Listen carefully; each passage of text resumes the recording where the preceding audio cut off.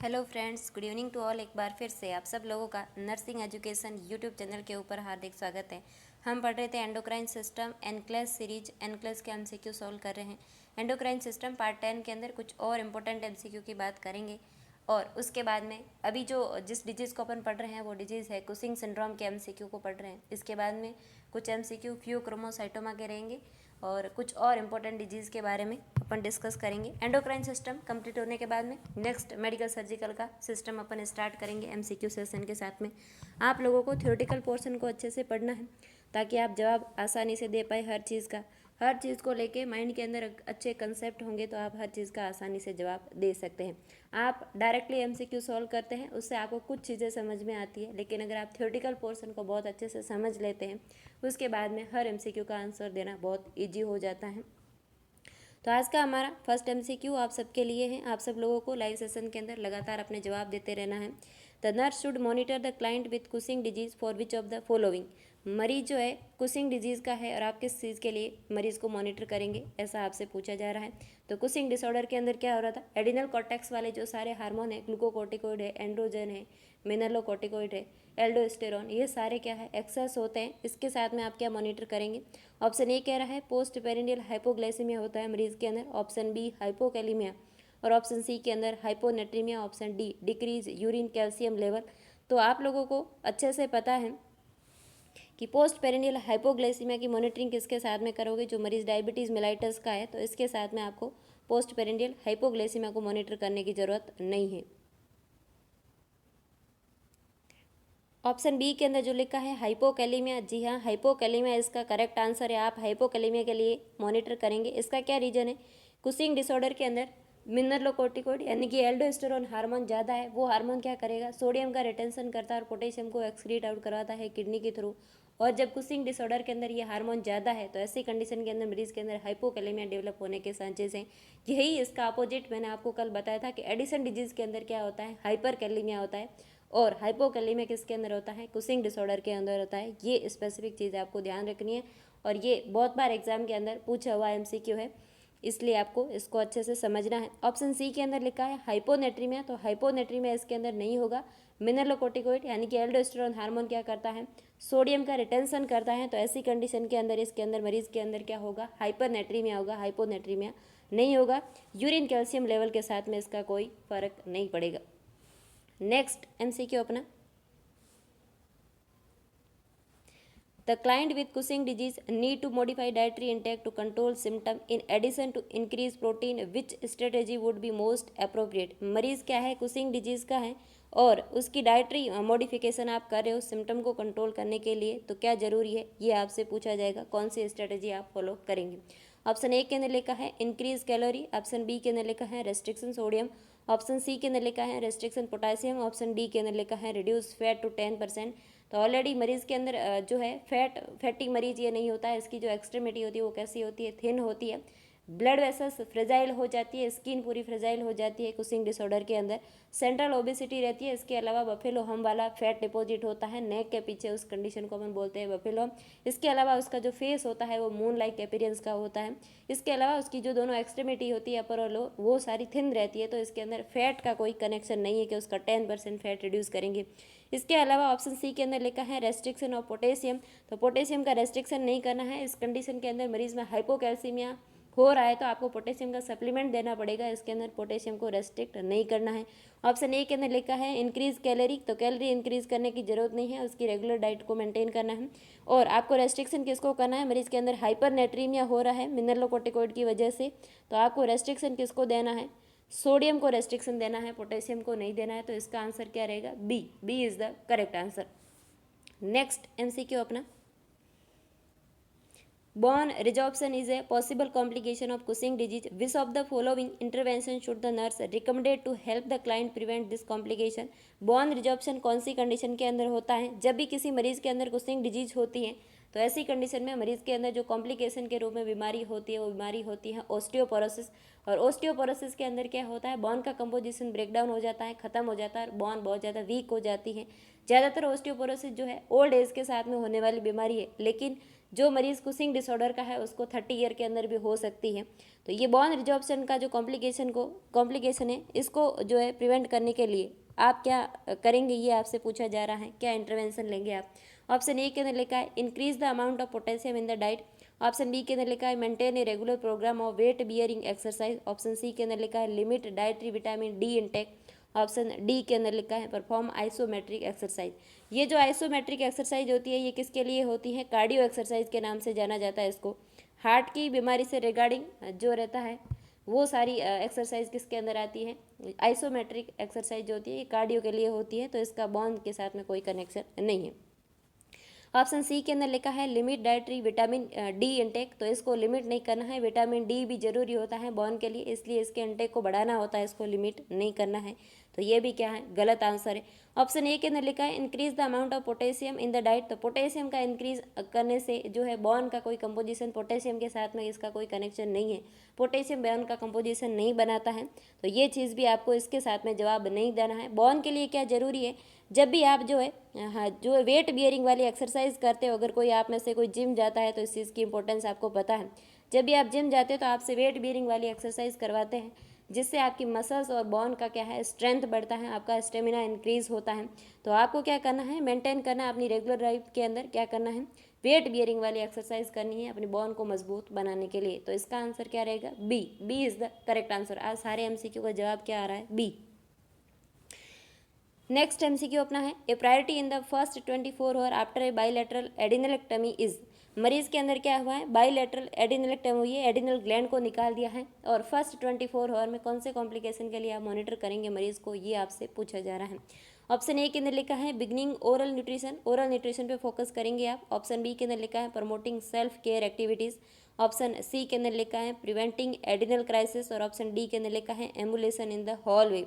Hallway के अंदर मरीज को जो है फर्स्ट 24 आवर के अंदर एम्बुलेशन स्टार्ट कर देंगे आप। क्या उसकी सेल्फ केयर पे फोकस करेंगे या उसके न्यूट्रिशन पे फोकस करेंगे, तो आपको फोकस किस पे करना है, एडिनल क्राइसिस मरीज के अंदर नहीं आ जाए, इसके लिए आपको मरीज को जो है असेस करते रहना है फर्स्ट 24 आवर के लिए। इसका आंसर क्या रहेगा, सी।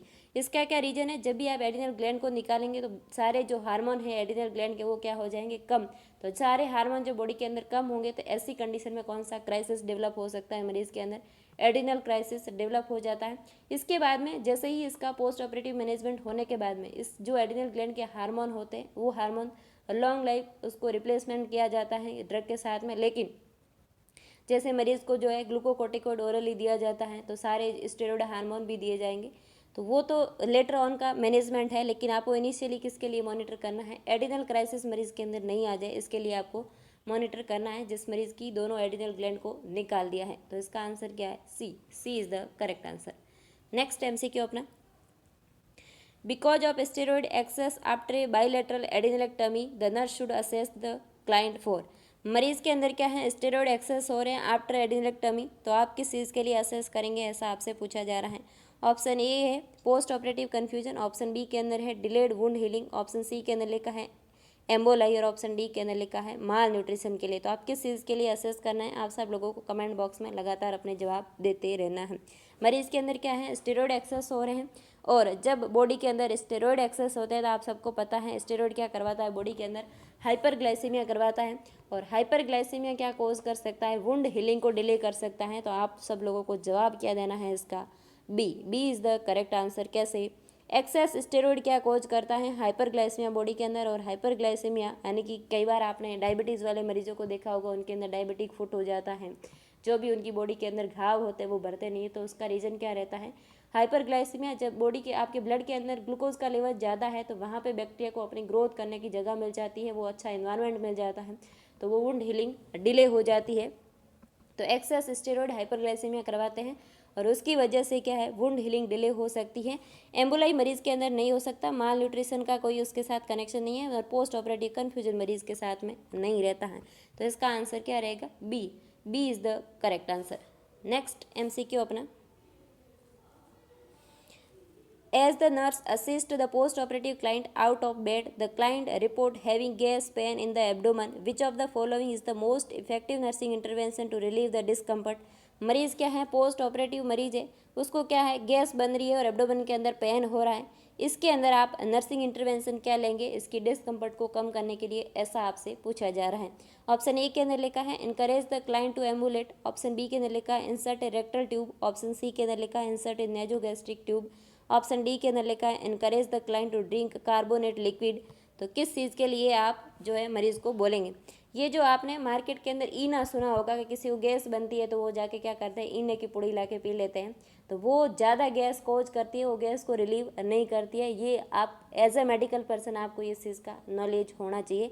तो बाइकार्बोनेट का लिक्विड मरीज़ को नहीं देना है। जब भी मरीज़ के अंदर गैसियस डिस्टेंशन होता है तो ऐसी कंडीशन में बाइकार्बोनेट का लिक्विड उसको नहीं पिलाना है। जो ईना मार्केट के अंदर मिलता है वो नहीं पिलाना है, वो गैस को रिलीव करने के लिए नहीं होता है, वो स्टमक की मिकस मेम्ब्रेन को ज़्यादा इरिटेट करता है और वहाँ पे एक्सेस जो HCl होता है वो कार्बोनेट के साथ मिलकर और ज़्यादा गैस क्रिएट करता है इंटेस्टाइन के अंदर, इसीलिए आपको कार्बोनेट का लिक्विड उसको नहीं पिलाना है।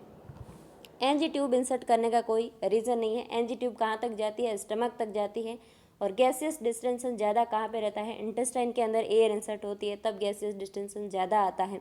तो ये भी इसका आंसर नहीं रहेगा।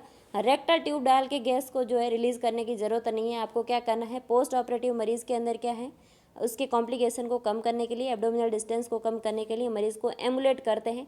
तो जब भी किसी मरीज़ की हॉस्पिटल के अंदर सर्जरी होती है तो उसको तीसरे दिन अपन क्या बोलते हैं, आपको ज़्यादा से ज़्यादा घूमना स्टार्ट करना है। इससे आपके क्या है, बॉडी के अंदर पेरिस्टालसिस मूवमेंट वापस आ जाएंगे, गैसियस डिस्टेंशन जो है वो क्या है कम हो जाएगा, फ्लैटस पास हो जाएगी। जब आप एमुलेट करेंगे, मरीज़ को घुमाएंगे फिराएंगे तो फ्लैटस पास हो जाएंगे। यही डॉक्टर उसका जो है थर्ड डे जो असेसमेंट करता है वो क्या पूछता है, आपकी फ्लैटस पास हुआ है क्या। तो ये असेसमेंट इसलिए कर रहे हैं कि मरीज़ का पेरिस्टालसिस मूवमेंट वापस आया कि नहीं। ड्यूरिंग जो सर्जरी होती है उस टाइम क्या है, जब भी किसी GI सर्जरी या अदर टाइप की कोई सर्जरी होती है, कुछ सर्जरी अंडर स्पाइनल एनेस्थीसिया रहती है, लोअर पेल्विक सर्जरी जो रहती है वो किसके अंदर रहती है, स्पाइनल एनेस्थीसिया के अंदर रहती है। उसके अंदर भी मरीज़ के जो है पेरिस्टालसिक मूवमेंट जो होते हैं वो गायब होते ही है। तो जनरल एनेस्थीसिया जो होता है वो क्या करता है, इंटेस्टाइन को एक बार क्या कर देता है, पैरालिसिस कर देता है। उसकी वजह से मरीज़ के अंदर लगभग 48 हार के बाद में मरीज़ के पेरिस्टालसिस मूवमेंट वापस आते हैं, और उसी टाइम मरीज़ को अपन क्या करवाते हैं, एमुलेट करवाते हैं, ताकि उसके अंदर एब्डोमेन के अंदर गैसियस डिस्टेंशन नहीं हो, उसका पेरिस्टालसिस मूवमेंट अच्छे से वापस रिकवर हो जाए। तो इसका आंसर क्या रहेगा, A is the correct answer. Next MCQ अपना, in the early post-operative period after a bilateral adenectomy, the client has on increased temperature. The nurse should assess the client further for sign of. मरीज़ के अंदर क्या है, early post operative period of the bilateral adrenalectomy, मरीज़ के अंदर दोनों side की एडिनल ग्लैंड को निकाल दिया है और उसकी बॉडी का टेम्परेचर बढ़ा हुआ है। नेक्स्ट आप किस जो है साइन के लिए फर्दर असेस करेंगे, ऐसा आपसे पूछा जा रहा है।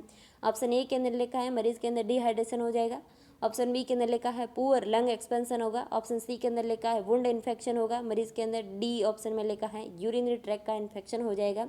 तो ये जो वर्ड लिखा है इंक्रीज टेम्परेचर, ये सारी चीज़ें क्या है, नॉर्मल सर्जरी के साथ में थोड़ा सा जो है, जब भी बॉडी के किसी ऑर्गन में छेड़छाड़ होती है तो उसकी वजह से हल्का सा टेम्परेचर बढ़ा हुआ रहता है, वो फीवर में काउंट नहीं होता है। इस MCQ के अंदर इंक्रीज टेम्परेचर डाल के आपको कंफ्यूज किया गया है। बाकी आपको क्या पूछा जा रहा है, इसके अंदर सिर्फ पोस्ट ऑपरेटिव मैनेजमेंट के बारे में पूछा जा रहा है। मरीज़ के अंदर दोनों एडिनल ग्लैंड निकाल दी है। पोस्ट ऑपरेटिव किस पे फोकस करेंगे आप फोकस करेंगे उसके पूरे लंग एक्सपेंशन के लिए। उसके लंग्स जो है अपन पोस्ट ऑपरेटिव मरीज़ को क्या करवाते हैं, स्पायरोमेट्री करवाते हैं, ताकि मरीज़ के अंदर एटेलेटैक्सिस नहीं हो। आपको उस चीज़ पे फोकस करना है, आपको इंक्रीज टेम्परेचर पे फोकस करके आगे के जो है वुंड इन्फेक्शन, डिहाइड्रेशन, UTI, इन चीज़ों के पीछे नहीं भागना है। ये इनिशियली एकदम से जो पोस्ट ऑपरेटिव नहीं होता है, जो हो सकता है वो क्या है, पोस्ट ऑपरेटिव रेस्पिरेटरी कॉम्प्लिकेशन क्या होता है, एटेलेटैक्सिस होता है। और लंग्स के जो है पूरे एक्सपेंशन पे आपको ध्यान देना है। एटेलेक्सिस को प्रिवेंट करने के लिए आपको मरीज़ को क्या करवाना है, रेस्पिरेटरी एक्सरसाइज करवानी है, डायफ्राम की एक्सरसाइज करानी है, मरीज़ को स्पायरोमेट्री करवानी है। तो इसका आंसर क्या रहेगा, B is the correct answer. सबसे इंपॉर्टेंट चीज़ होती है एग्जाम के अंदर MCQ की लैंग्वेज, क्योंकि अगर आपने जो है Addison disease, Cushing syndrome, pheochromocytoma, diabetes mellitus, insipidus, सारी बीमारियां बहुत अच्छे से एंडोक्राइन सिस्टम की पड़ी हुई है। आपको सब पता है इस बीमारी के अंदर ये सारी चीज़ें होती है, उसके बावजूद भी अगर आप गलत जवाब दे रहे हो, इसका मतलब ये है कि आप उस जो है एमसीक्यू की लैंग्वेज को नहीं समझ पा रहे हैं, वो क्या पूछ रहा है आपसे।